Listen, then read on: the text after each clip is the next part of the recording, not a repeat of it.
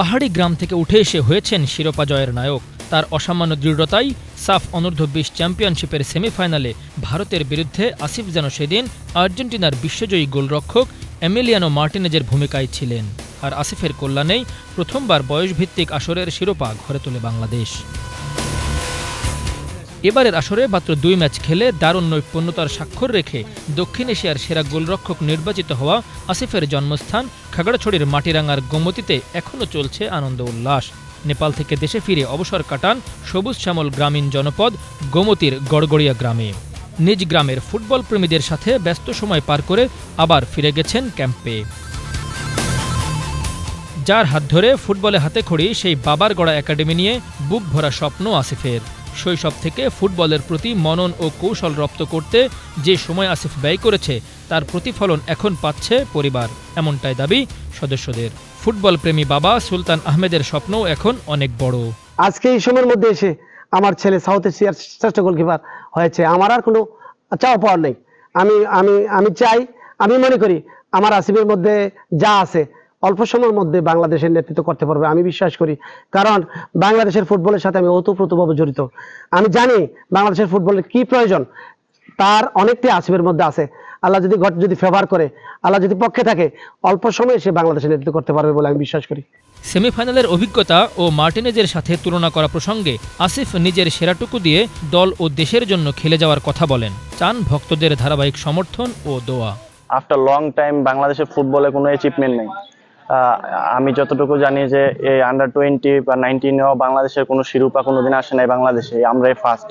তো ইতিহাসের সাক্ষী হতে পেরে অবশ্যই আমি অনেক বড় নিজেকে গর্বিত মনে করি। আবার আমার একটা পার্সোনাল অ্যাচিভমেন্ট পাইছি এই টুর্নামেন্টে, এটা আমার জন্য অনেক বড় একটা সামনে এগিয়ে যাওয়ার একটা অনুপ্রেরণা। খাগড়াছড়িতে আমি ছাড়া আর কোনো প্রফেশনাল প্লেয়ার নাই, ঢাকার মাঠে বিসিএল বা বিপিএল খেলে এমন কোনো প্লেয়ার নাই। তা আমার জন্মস্থান যেহেতু এখানে, আমি নিজের অর্থায়নে এখানে একটা একাডেমি চালাচ্ছি আপাতত। আমার অনেক ইচ্ছা যে আমার এই একাডেমি থেকে ভবিষ্যতে অনেক ভালো ভালো প্লেয়ার বের হয়ে আসবে, আমার সাথে একসাথে খেলবে। এই একাডেমিটা কিন্তু টোটালি আমাদের নিজের অর্থায়নে চলে। বড় ভাইয়ের সাফল্যে খুশি ছোট ভাই আসাদও। ছোট থেকে আমরা দুজনে একসাথে প্র্যাকটিস করতাম এক একাডেমিতে। অনেক সময় গেছে, করোনা টাইমে আমি বল মারতাম, ও ধরতো। মাঠে কেউ ছিল না, মানে কোনো দর্শক নাই, কোনো আমার সহযোগী নাই। আমরা 2 ভাই মাঠে যাইতাম, আমি বল মারতাম, ও ধরতো পুষ্টে থাইকা। আমার বড় ভাই যেহেতু এত বড় একটা অ্যাচিভমেন্ট অর্জন করছে, এটা আমার জন্য অনেক বড় একটা পাওয়া, আমার জন্য একটা গর্বের বিষয়। এবং ওর থেকে এটা আমি অনেক বড় একটা ইন্সপায়ার হব যে আমার বড় ভাই যেহেতু সাউথ এশিয়ার সেরা গোলকিপার হয়েছে, আমি চেষ্টা করবো এখন যেন এশিয়া এবং সাউথ এশিয়ার মধ্যে ভালো কিছু করার জন্য এবং বাংলাদেশের প্রতিনিধিত্ব করার জন্য।